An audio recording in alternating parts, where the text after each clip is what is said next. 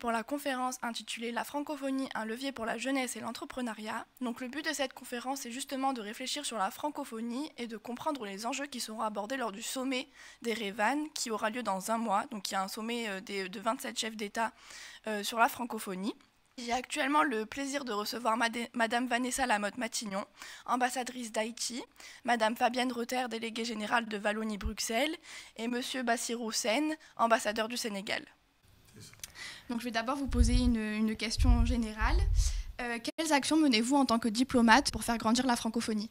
Bonjour, nous faisons, à l'ambassade d'Haïti en France, nous faisons beaucoup d'actions, surtout dans le domaine culturel. En Haïti, nous avons une grande tradition, une grande richesse culturelle, artistique, et c'est le vecteur qu'on a choisi aujourd'hui pour faire rayonner la francophonie, et de fait, nous avons beaucoup d'artistes et d'auteurs qui sillonnent l'espace francophone avec leurs ouvrages, et c'est la meilleure façon pour nous de valoriser la francophonie, mais nous sommes également militants de cette francophonie. Nous avons fait admettre le français comme langue de travail à la CARICOM, qui est l'organisation régionale qui regroupe plusieurs États de la Caraïbe. Et donc nous militons régulièrement. Et aujourd'hui, en qualité de président du groupe des ambassadeurs francophones, ce groupe qui a été créé il y a quelques années, précisément pour faire reconnaître l'importance de cette langue française et de travailler avec les autorités françaises et les membres du groupe des ambassadeurs francophones, parce qu'on a réalisé à quel point la langue française et les valeurs étaient finalement méconnues par la population française. Voilà. La Belgique francophone, des gouvernements belges francophones. Il y a plusieurs dimensions. D'abord, pour un Belge francophone, la francophonie est un espace naturel de développement. Donc, il était naturel que nous y investissions considérablement. Mais donc, moi, dans mon travail de diplomate, puisque c'est ça votre question au quotidien, c'est à la fois au cœur de défendre les valeurs de cette francophonie qui sont aussi celles de la Fédération Wallonie-Bruxelles, tout en veillant quand même à ce que les fondamentaux de cette francophonie, qui sont la langue, la culture, la diversité culturelle. Quand je parle de langue, c'est langue française, mais c'est plurilinguisme aussi, soit aussi au service des jeunes et des populations. Donc que ce soit une francophonie dynamique, utile, avec des programmes sur le terrain, associant les jeunes, associant effectivement, leur permettant de trouver de l'emploi, permettant vraiment de vivre et d'être épanoui, et bien entendu aussi en travaillant sur l'offre culturelle et de la diversité culturelle. Alors, donc, moi, c'est effectivement, c'est un travail quasi à temps plein, pourtant ce n'est pas mon seul travail, je crois que, comme l'a dit la présidente du groupe, et d'ailleurs l'ancien président aussi, c'est un travail de militant, la francophonie, parce qu'on entre en francophonie, on ne s'occupe pas de francophonie, on entre en francophonie. Et c'est un travail de tous les jours. Alors nous avons un centre culturel à Paris, Centre culturel Wallonie-Bruxelles, qui travaille vraiment dans la diversité culturelle. Il n'accueille pas que des Belges francophones ou des Français, il accueille des artistes venus du monde entier dans une diversité. Donc c'est une manière au quotidien à la fois de travailler sur les négociations, sur les valeurs, sur la façon de faire progresser ces valeurs dans une organisation internationale, mais aussi sur la scène internationale, donc dépassant le champ de l'organisation elle-même, et puis de travailler vers la société civile, vers les acteurs culturels, vers les chercheurs, vers l'ensemble des populations. Merci. Je voudrais d'abord féliciter et remercier l'association et M.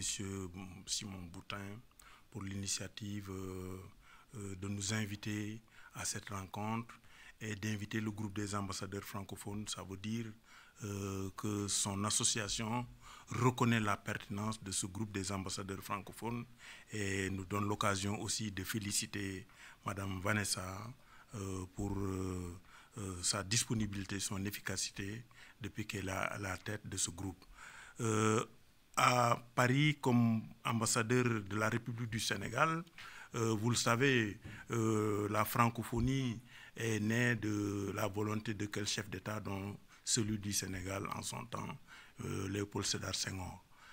Donc pour nous, la francophonie est un véhicule. Pour nous, la francophonie est aujourd'hui plus pertinente qu'hier parce que portant maintenant des valeurs qui aujourd'hui sont celles que la planète doit défendre, c'est-à-dire la paix, la stabilité, la sécurité, mais aussi donner à manger et à boire à tous les citoyens du monde dans une planète protégée. Ça, donc, c'est mon action de tous les jours. Tous les jours que je me lève, je suis militant de cette cause. Et aujourd'hui aussi, l'autre élément que le Sénégal est en train de faire ici, c'est de participer au Salon du Livre. Le dernier Salon du Livre, le Sénégal a animé un stand extrêmement vaste où tous les écrivains sénégalais ont pu montrer leurs œuvres et montrer la beauté de la langue française. Voilà un peu de ce que nous faisons. Donc ma première question s'adresse plus particulièrement à vous, Madame Vanessa Lamotte-Matignon. Donc vous êtes la première femme à être élue en tant que présidente du groupe des ambassadeurs francophones en France. Qu'est-ce que cela représente pour vous ? Écoutez, je remercie d'abord mon conseil d'administration du GAF d'avoir eu confiance en moi. Je suis très honorée d'être la première femme présidente de ce groupe. Parce que c'est vraiment un symbole de l'incarnation de tous les combats de la francophonie, de l'Organisation internationale de la francophonie d'une part, mais ça participe des valeurs qui sont celles de la francophonie. Aujourd'hui, la francophonie, depuis quelques années, l'égalité homme-femme fait partie des sujets d'attention de l'Organisation internationale de la francophonie et de manière générale des États. On avait déjà parlé de ce sujet au sommet de Dakar.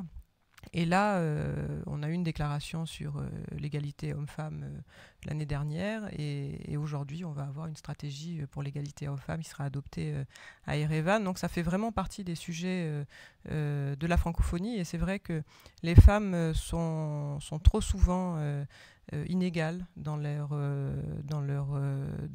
les actions qu'elles entreprennent. Et aujourd'hui, je pense que plus que jamais, c'est important de les préserver, de préserver leurs droits et de leur donner accès à certaines fonctions.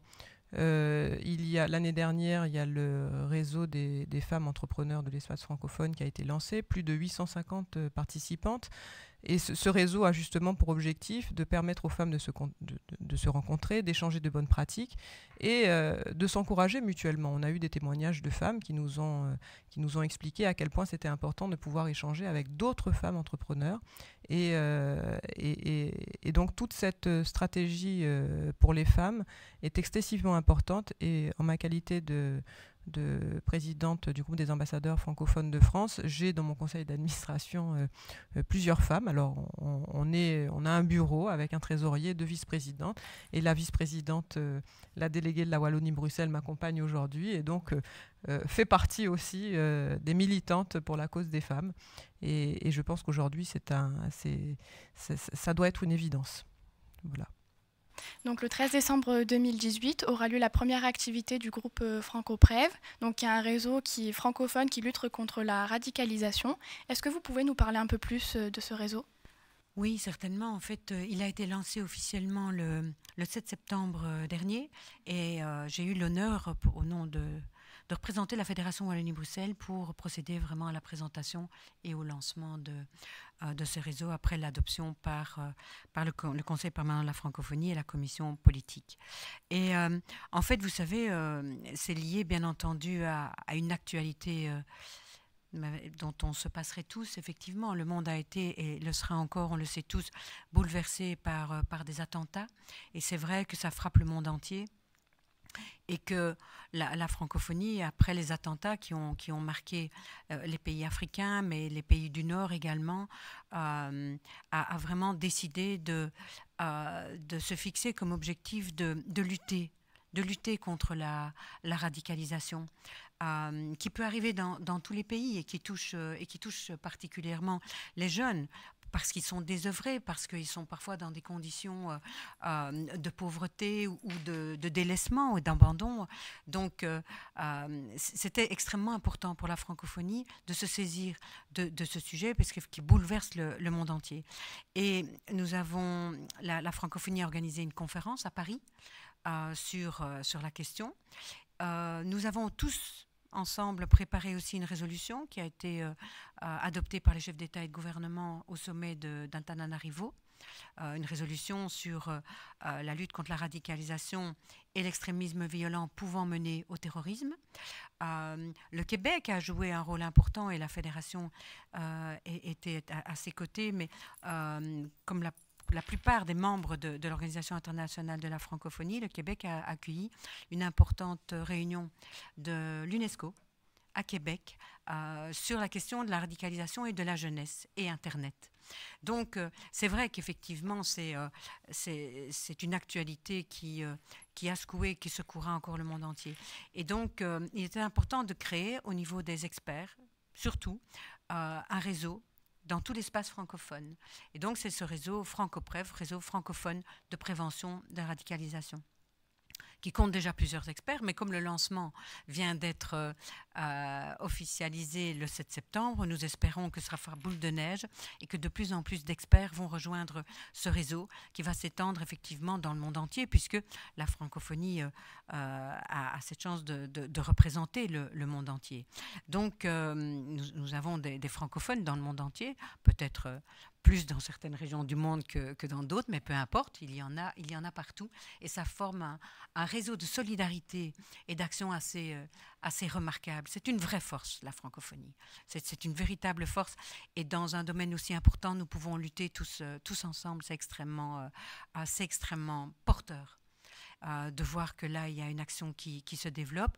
Et le 13 décembre, à Bruxelles, effectivement, nous aurons l'occasion de rassembler les experts autour de la problématique de la prévention. Et bien entendu, la Belgique francophone, la Fédération de Bruxelles, présentera les initiatives qui ont été mises en place, mais elle sera là aussi pour écouter les autres pays et pour voir ce que chaque pays fait, ce que chaque expert propose et comment on peut lutter efficacement et dans la solidarité contre ce bouleversement de l'humanité, et je dirais même cette négation de l'humanité. C'est un magnifique projet, c'est d'ailleurs même pas un projet, c'est une obligation, c'est un devoir, et je voudrais vraiment appeler tout le monde à rejoindre ce réseau. Merci pour ce message. Je vais maintenant parler d'éducation et je me retourne vers vous, Monsieur Bassirou Sène. Le Sénégal a notamment créé l'IFEF, donc qui est l'Institut francophone d'études et de formation, en 2015 et qui a connu un grand succès. Est-ce que vous pouvez nous parler plus précisément de cet institut ? Oui, je vous remercie infiniment.